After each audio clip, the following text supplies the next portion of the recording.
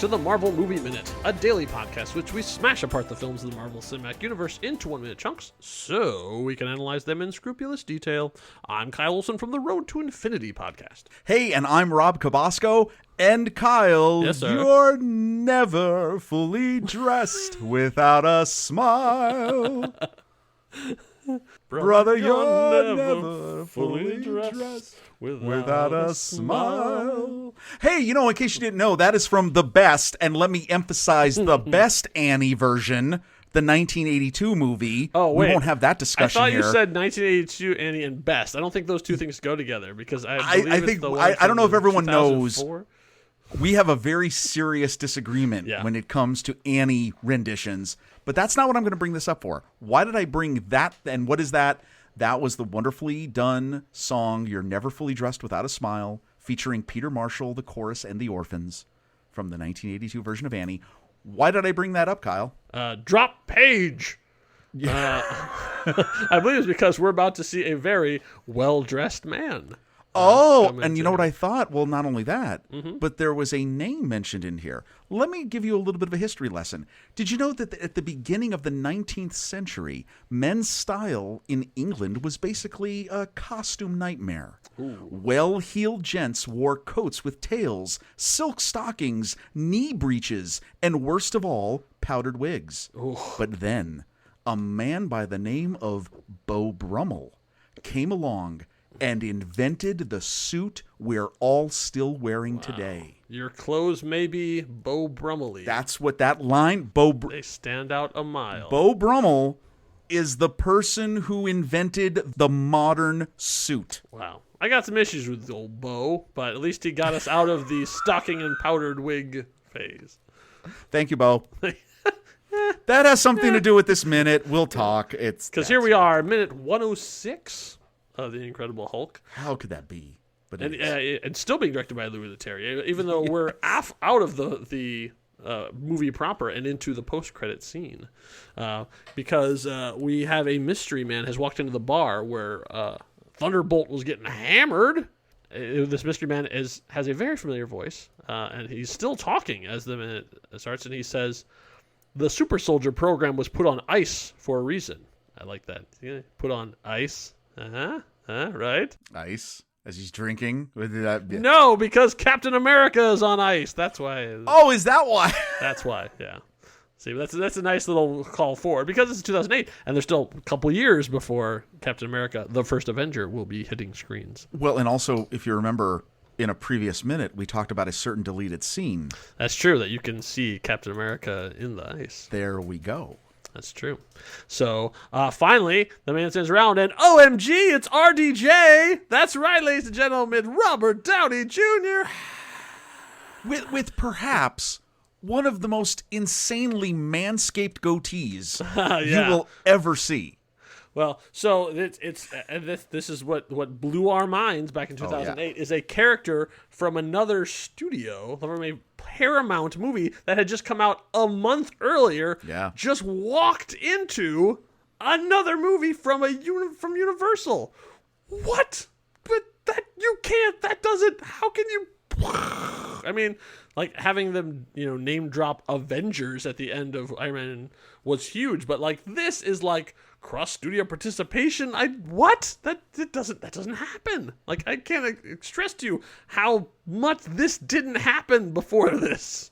Even for the people, I think even for people, because I can remember seeing this, and I at all the different times, like early on in the beginnings of this.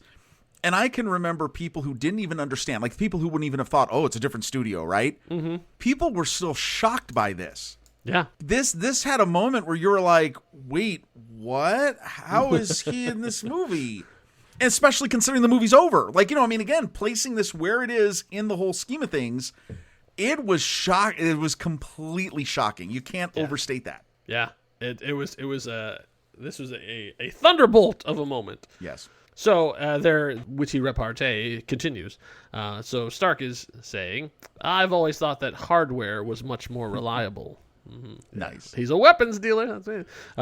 And Ross says, Stark, you always wear such nice suits.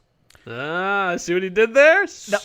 Now that line, right? No. And obviously that line, nice. If you don't think about it, you just think, oh, he's wearing, well, yeah, because look at how nice his suit is. That's not the suit he's talking about. No. So Stark says, touche. Yeah, no, you know what? When I've seen this movie so many times, that line had never hit me as much as it did preparing for this. Oh, really? No, it's never, because I always just kind of like, oh, yeah, because his suit's clean and, and he's all together. No. Put it in the context of what's happened. He's announced that he's Iron Man. Everybody knows that's what the joke is. Yeah, because remember at the end of Iron Man he says, "I am Iron Man," and that had already hit theaters. I assume that 90% of the audience who was watching The Incredible Hulk had already seen Iron Man, because it was a mammoth hit by this point. Well, I think that's what even makes this and still in theaters. Okay, so when it's still in theaters, and I think that's what even makes this a crazier moment, because not just that he shows up, this is like literally a continuation of what the other movie did and where it left off. That's amazing. Right. Yeah. So he says, "I hear you have an unusual problem," and Ross says, "You should talk."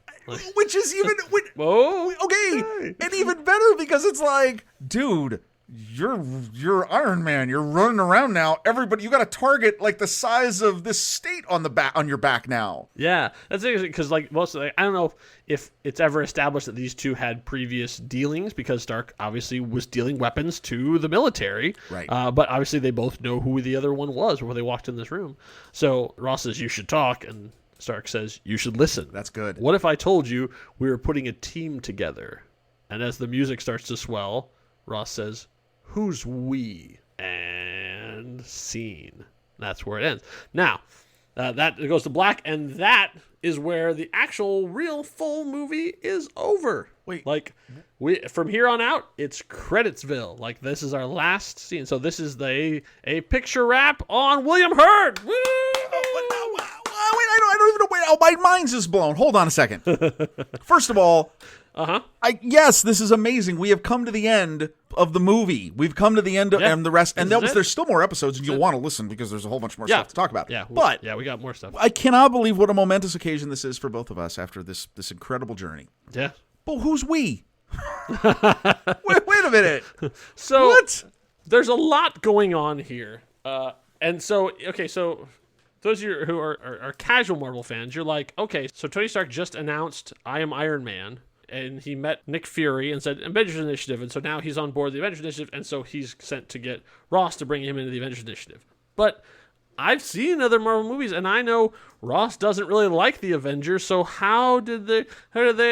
Well, I think then we're going to need to check in with what's going on. That's right, it's our final installment of Meanwhile in the MCU.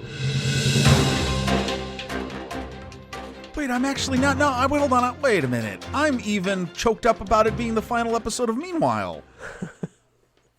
Yeah, this is it. This is our last Meanwhile in the MCU for Incredible Hulk. I was not emotionally ready for all of this. Hey, it's coming down to it. Sorry. I mean, like, this is we're wrapping up the show. We're curtain down. We're hanging up all the costumes. We're going to hand this over and hand it over to the next group. We're wrapping it up.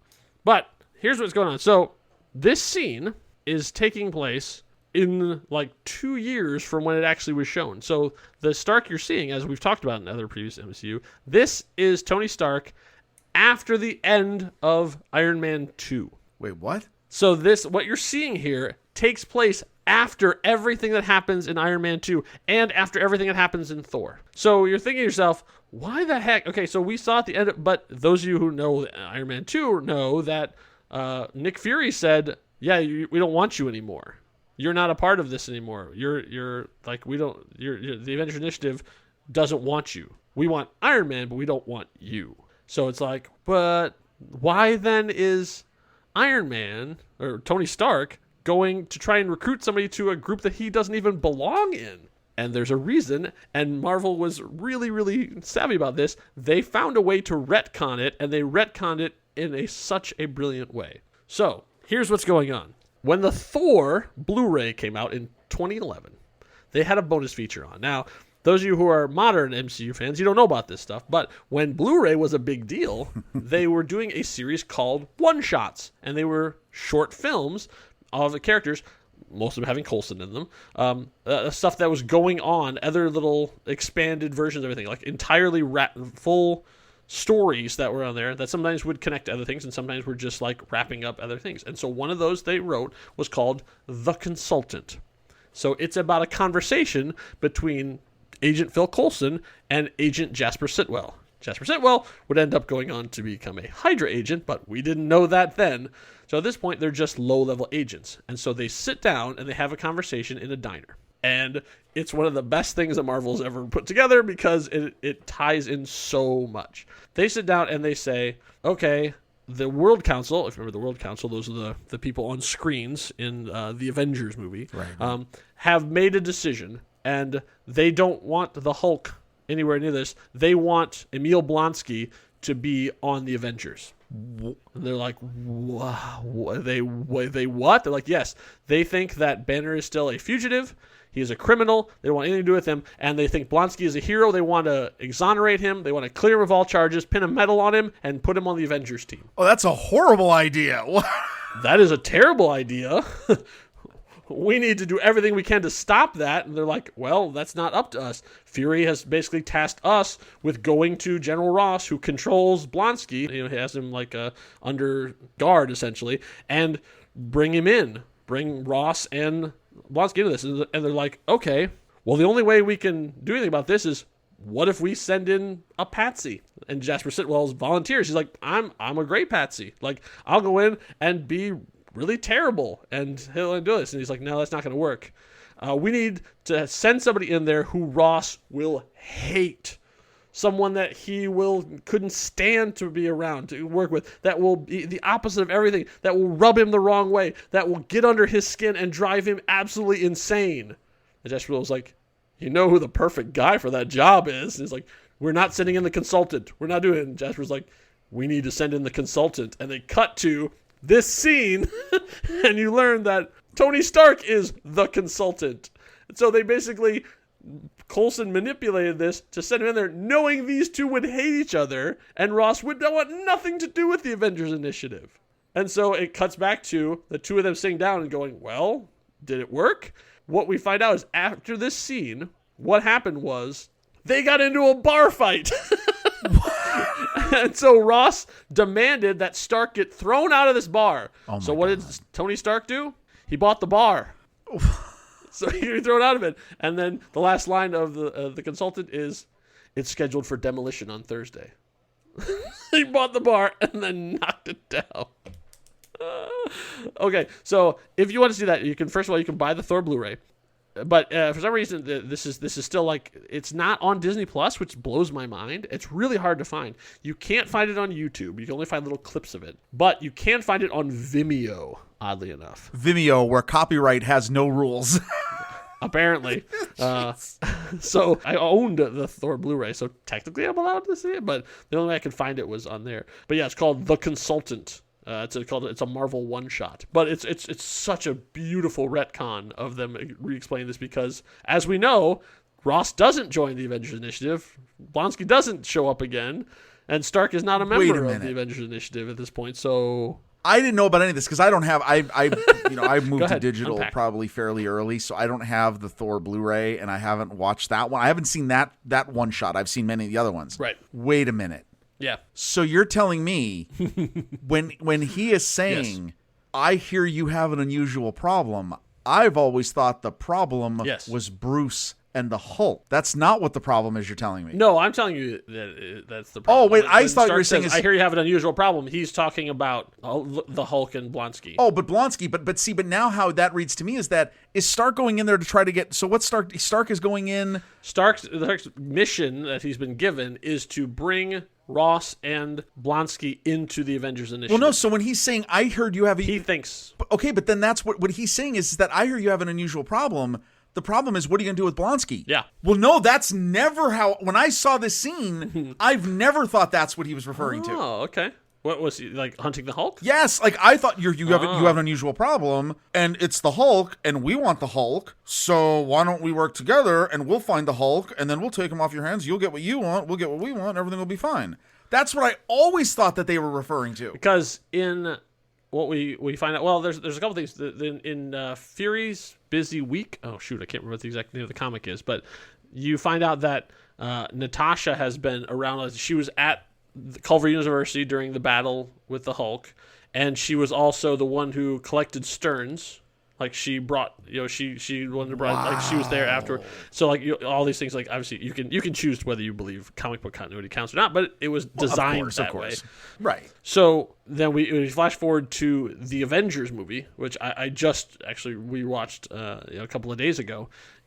They say, "Oh, you guys found me," and Black Widow says, "We never lost you. We've been keeping our distance." So, if you go by that interpretation, Fury knows exactly where Bruce is all this time. He's just not sharing it with Ross. Oh, okay. And right up until they recruit him for the Gamma-related project that they have in Avengers, they know exactly where Bruce is because and obviously Bruce is on his own journey, which unfortunately at the end of this movie, he leaves to do, and we don't find out what that is until we get some allusions to it in Avengers. But mind is blown on what the basis of this conversation is. That blows my mind. Yeah. Number one. Number two, what blows my mind is this is taking place after Iron Man 2. Yes, a movie that had not even been dreamed up at this point. Which brings me then to mind blown number 3. Has Ross been drinking for 2 years in this bar? No, because why is he that it happened because they happen at the same time. Thor, Iron Man 2, and The Incredible Hulk happened in the same week. Oh my God, my mind is blown again. Yeah. Wait. Yes, the whole thing of Meanwhile, that's the whole purpose of these segments. If you remember, like we talked about when Bruce was at Stanley's, if they turned on the news, they would have seen the fight at Stark Expo. Oh my God. Okay. Oh. And if you remember in Iron Man 2, Coulson leaves Tony to work on the Palladium project. He leaves him to go to New Mexico because the hammer has fallen there. I want you all to understand, everyone who's listening to this, I hope you are having the exact same geek out moment I'm having, because this is amazing. That's the beauty of this. Uh-huh. I am blown away. Kyle, at the end, all the roads came together. Yes. All of it. Yep. The Meanwhile segments. Mm-hmm. All of this. It was all part of the plan. I'm emotional now. I'm the Dr. Doom of podcasting. This is okay. Wow. Yeah.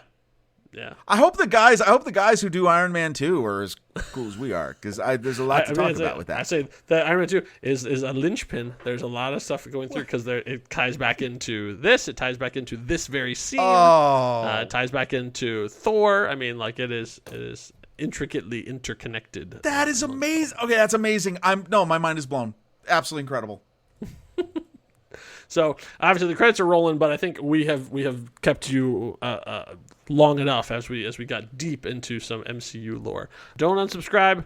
We actually got some interesting stuff planned for the final credits. Instead of just reading off names, we're going to do some cool stuff. Stay around for at least episode 7. On 7, and you'll find out what we're going to do. There's so much more to discuss as I put my mind back together. Kyle, as I try to figure this all out now, I just could think to myself, I need to be comforted. I know one way in which I can remain in the moment of all of this wonderment, these 1,000 minutes of discussion about 106 minutes of this incredible movie. I'm going to reach for my pillow. You know what pillow? Which pillow? My glorious rage monster Marvel movie minute pillow. Oh. And you know where I got that pillow from? Where did you get that pillow, Rob? A little place called wrong thing. You know where I got that pillow from? Where did you get that pillow, Rob? I got it from a place called thenextreel.com/merch. Oh, I've been to that site. You know what else you can get there? Masks. Well, you do need those. Shirts. The shirts. Mugs. iPhone cases. I mean, phone case. Don't have to be an iPhone. All the things you need to get through all these rough times. Yes. And with us on them. And they support the program. Right. Nextreel.com/merch. Check it out. We got some cool swag. So in the meantime, thanks you all for listening. We will see you back here for episode 107. Hope you had a smashing good time. Until next time, true believers. Bye.